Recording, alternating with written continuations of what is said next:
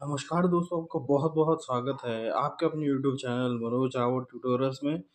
तो आज हम देखेंगे आपके हिंदी लैंग्वेज पेपर वन के 15 मोस्ट इम्पॉर्टेंट एमसीक्यू जो कि आपके होंगे आपकी पेडागोजी से रिलेटेड। तो अगर आपको सेशन पसंद आए तो आपसे रिक्वेस्ट है कि चैनल को सब्सक्राइब ज़रूर करें। तो चलिए शुरू करते हैं आज का सेशन। सबसे पहला प्रश्न आपका कि निम्नलिखित में से कौन सा बुनियादी पठन कौशल नहीं है, आपसे पूछा गया है कि बुनियादी कौशल जो आपका होता है कौन सा नहीं है, ये आपसे पूछा गया है। तो चलिए हम ऑप्शन देख लेते हैं यहाँ पे।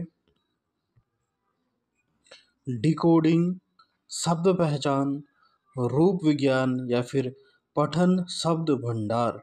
तो आपका पूछा गया है कौन सा एक बुनियादी पठन कौशल नहीं है, तो आपका हो जाएगा रूप विज्ञान जो हो जाएगा एक बुनियादी पठन कौशल नहीं है। तो ऑप्शन थर्ड आपका इसमें सही आंसर हो जाएगा यहाँ पे। अगला प्रश्न आपका, एक शिक्षिका छोटे बच्चों को शुरुआती वर्षों में नियंत्रण अथवा प्रोत्साहन के रूप में अपनी भाषा अर्जित करने के योग्य बनाती है और उसी के अनुरूप व्यवहार करने के लिए कहती है। वे डैश का अनुमान कर रही है। ठीक है, आपसे पूछा गया वे किसका अनुमान कर रही है कि एक शिक्षिका छोटे बच्चों को शुरुआती वर्षों में नियंत्रण अथवा प्रोत्साहन के रूप में अपनी भाषा अर्जित करने के योग्य बना जाए, यानी भाषा अर्जन सिखा रही है। तो शिक्षिका कौन सा व्यवहार अपना रही है? स्वयं करो रणनीति, टोटल फिजिकल रिस्पॉन्स उपागम, करके सीखना उपागम या फिर कहानी कथन पद्धति। तो इसका सही आंसर हो जाएगा आपका ऑप्शन थर्ड कि शिक्षक जो है वह क्या है, करके सिखा रही है। तो बच्चों को क्या है, सबसे पहली वह क्या करे, खुद आप जो है अपनी मातृभाषा का प्रयोग करना सीखो। ठीक है, और उस पर क्या है, नियंत्रण करना सीखो। तो इसका मतलब वह क्या है, सबसे पहले करना सिखा रही है, करके सिखा रहे हो बच्चों को। तो क्या है, ऑप्शन थर्ड आपका इसमें सही आंसर हो जाएगा। भाषा एक भाषा का एक सामाजिक उपकरण है। यहाँ पे हो जाएगा भाषा डैश का हो जाएगा। भाषा डैश का एक सामाजिक उपकरण है। निर्वचन का, अंतःक्रिया का, सूचित करने का या फिर हस्तक्षेप। हस्तक्षेप गलत हो जाएगा और सूचित करना भी आपका गलत हो जाएगा, निर्वचन भी गलत हो जाएगा। तो अंतःक्रिया भाषा किसका है? आपका एक अंतःक्रिया का एक सामाजिक उपकरण है आपका। ठीक है, ऑप्शन सेकंड आपका सही, थर्ड सेकंड आपका सही आंसर हो जाएगा यहाँ पे। अगला आपका, पढ़ते समय विवरण, स्थान, नाम, तरीका, तारीख, समय आदि की खोजना है। आदि को खोजना क्या है, आपको पूछा गया है कि पढ़ते समय आप क्या है, विवरण, स्थान, नाम, तारीख, समय आदि खोज रहे हैं। तो ये क्या है, आपका वैश्विक अवबोधन है, स्थानीय अवबोधन है, निष्कर्ष निकालना है या फिर पाठ्य वस्तु का निर्वचन करना है। तो इसका सही आंसर हो जाएगा, ये क्या है आपका, स्थानीय अवबोधन कहलाया जाता है। यहाँ पे आप क्या कर रहे हो, स्थान के बारे में पूछ रहे हो, नाम, उसका तारीख, समय के बारे में पूछ रहे हो। तो आपका क्या है, ये हो जाएगा आपका, आप स्थानीय अवबोधन करा रहे हो। तो ऑप्शन सेकंड आपका सही आंसर हो जाएगा। ये बिल्कुल बहुत अच्छे प्रश्न हैं आपके, ये पेपर वन के आपके 2023 के प्रश्न ऑनलाइन शिफ्ट के। ठीक है, तो आप इनको ध्यान से देखिए। अगला है कि एक शिक्षिका कक्षा 5 के शिक्षार्थियों को पढ़ने का आनंद लेने और अवधारणा की बेहतर समझ प्राप्त करने के लिए एक लंबा लेख पढ़ने के लिए कहती है। वे डैश अभ्यास कर रही है। ठीक है, वे डैश का अभ्यास कर रही है। आपसे पूछा गया है कि एक शिक्षिका कक्षा 5 की है और उसने क्या है, कक्षा 5 के जो शिक्षार्थी हैं, पढ़ने का आनंद लेने के लिए क्या है, उनको बेहतर समझ प्राप्त करने के लिए एक लंबा लेख पढ़ने के लिए क्या है। तो किस पठन का यूज़ कर रही हो, विस्तृत पठन, गहन पठन, जिज्ञासा पठन या फिर साथी पठन। तो अब क्या हो जाएगा, वह क्या है, उनको क्या है, कि विस्तृत पाठ पढ़ने के लिए कह रहे हैं। तो विस्तृत पठन हो जाएगा, ये ऑप्शन फर्स्ट आपका सही आंसर हो जाएगा।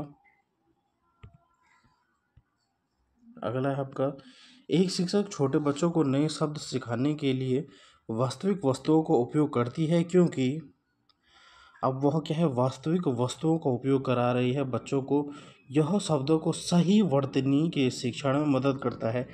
वर्तनी जहाँ पे भी आ जाएगा ये आपका गलत होता है। वर्तनी यानी स्पेलिंग याद करवाना बच्चों को, तो ये आपका गलत हो जाता है। हम शब्द भंडार का शिक्षण केवल, केवल जहाँ पे भी आ जाएगा ये वैसे भी गलत हो जाएगा। छोटे बच्चे अमूर्त चिंतन के योग्य नहीं होते हैं, गलत। कि यहाँ पे क्या लिखा, छोटे बच्चे अमूर्त चिंतन नहीं कर पाते हैं, ये तो गलत हो जाएगा। चौथा कह रहा है कि यह शिक्षार्थियों को शब्द और वस्तुओं के बीच संबंध जोड़ने में मदद करता है जो वे अपने वास्तविक जीवन में देखते हैं। बिल्कुल सही। कि आप बच्चों को जो है शब्द भंडार क्यों सिखाते हो, वस्तुओं, जो वास्तविक वस्तुओं को उपयोग इसलिए कराती है शिक्षिका, क्योंकि बच्चे जो है वह क्या है, अपनी जो है वास्तविक जीवन से वो जोड़ पाते हैं। ऑप्शन फोर्थ आपका सही आंसर हो जाएगा यहाँ पे।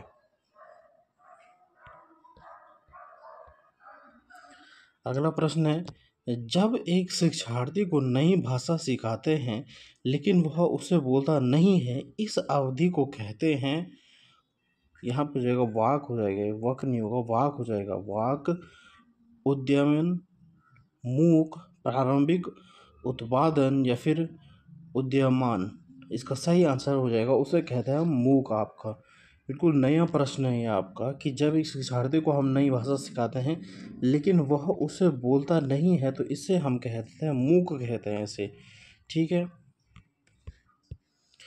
अगला है, एक प्रभावी भाषा शिक्षक क्या होना चाहिए। बच्चों को पाठ्य पुस्तक में दिए गए सभी प्रश्नों के उत्तर को याद करवाएगा। याद करवाना गलत होता है।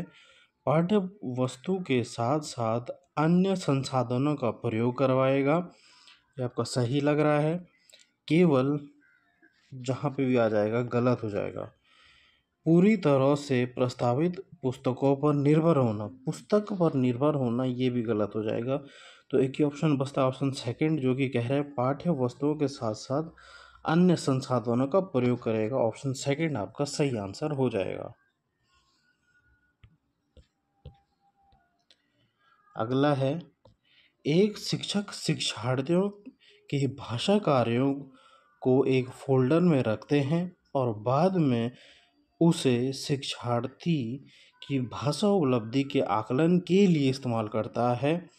आकलन की यह रणनीति क्या जाती है आपकी, कि जो शिक्षक होता है वह जो भाषा के कार्य जो होते हैं, बच्चे ने जितने भी भाषा के कार्य उसने दिए हैं, शिक्षक ने दिए हैं, और उनको पूरा करता है तो उसे क्या है, फोल्डर में रखता है। फिर जब आकलन करता है उसके लिए प्रयोग करता है एक शिक्षक। तो निदानात्मक परीक्षण कर रहा है, उपख्यानात्मक अभिलेख लिख रहा है, योगात्मक आकलन कर रहा है, या फिर पोर्टफोलियो आकलन कर रहा है। तो उसका सही उत्तर हो जाएगा कि जब भी हम बच्चों की जो उपलब्धि होती है, जो उसको हम क्या है, एक फोल्डर में रखते हैं, एक फाइल में रखते हैं, और फिर वो आकलन करते हैं, उसका बाद में आकलन के लिए हमारा यूज़ होता है वो, तो वो होता है आपका पोर्टफोलियो। ठीक है। ऑप्शन फोर्थ आपका सही आंसर हो जाएगा।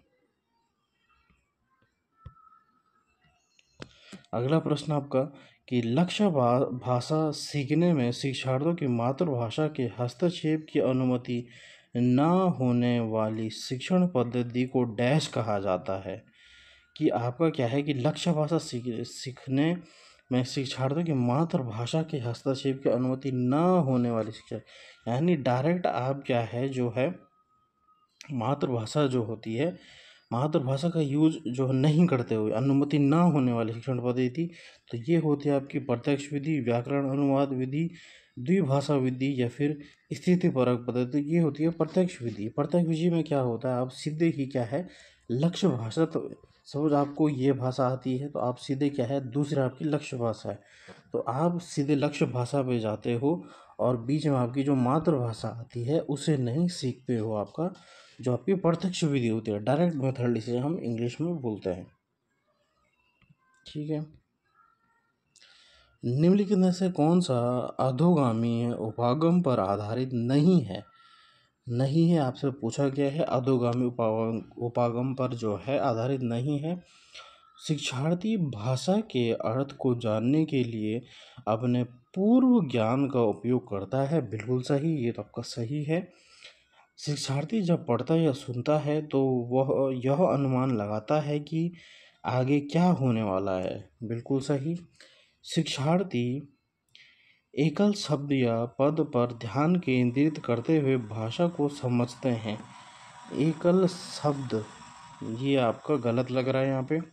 शिक्षार्थी कविता या कहानी से शुरू करते हैं और फिर अक्षर पर आते हैं। बिल्कुल, पहले एग्जाम्पल से आप रूल पर जाते हो तो ये भी आपका सही है।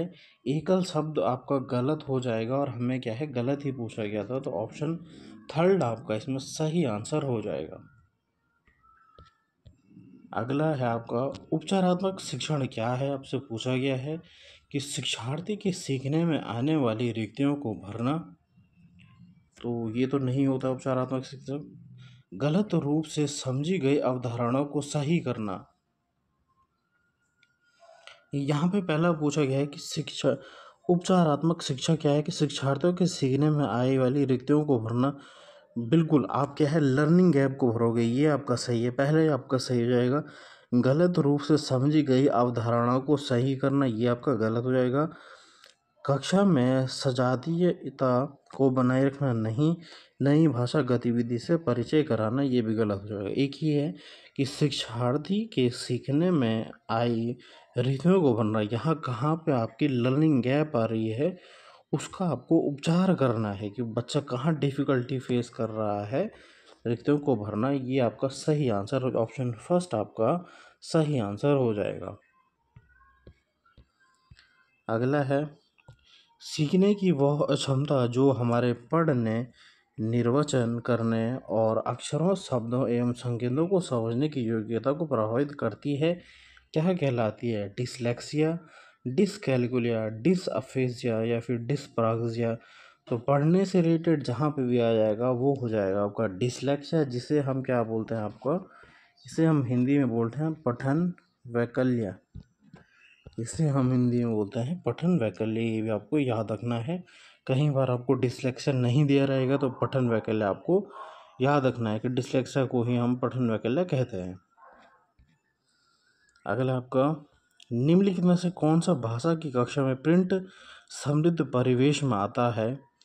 कक्षा में प्रदर्शित चार्ट्स, पोस्टर्स, कक्षा में प्रदत्त कार्य। क्या आप चार्ट का प्रयोग कर रहे हैं और पोस्टर्स का प्रयोग कर रहे हैं, प्रदत्त कार्य का प्रयोग कर रहे हैं? बिल्कुल सही है, आपका सही लग रहा है। परिवेश में साइन बोर्ड, फ्लेकार्ड्स, लेबल्स और रैपर्स। कक्षा पुस्तकालय की अलमारियों में रखी हुई पुस्तकें। इलेक्ट्रॉनिक मीडिया जैसे टीवी, कंप्यूटर, स्मार्टफोन, ये नहीं हो जाएगा। प्रिंट समृद्ध आपका वातावरण होता है, जैसे चार्ट का यूज़ करना, पोस्टर का यूज़ करना, ये ऑप्शन फर्स्ट आपका सही आंसर हो जाएगा। आखिरी प्रश्न आपका कि प्रथम पीढ़ी के शिक्षार्थी वे हैं जो अपने परिवार में सबसे पहले विद्यालय गए। प्रथम, ये बिल्कुल आपके नए प्रश्न है। बिल्कुल, ये कह रहा है कि प्रथम पीढ़ी के शिक्षार्थी क्या कौन कौन से होते हैं कि अपने परिवार में सबसे पहले जो विद्यार्थी विद्यालय गए, दाखिला लेने के लिए विद्यालय में पहली बार आए हैं, विद्यालय तैयारी कार्यक्रम में हिस्सा ले रहे हैं, या फिर विद्यालय में पहली बार भाषा सीख रहे हैं। तो प्रथम पीढ़ी के शिक्षार्थी वे होते हैं जो अपने परिवार में सबसे पहले विद्यालय गए हैं, तो ऑप्शन फर्स्ट आपका सही आंसर हो जाएगा।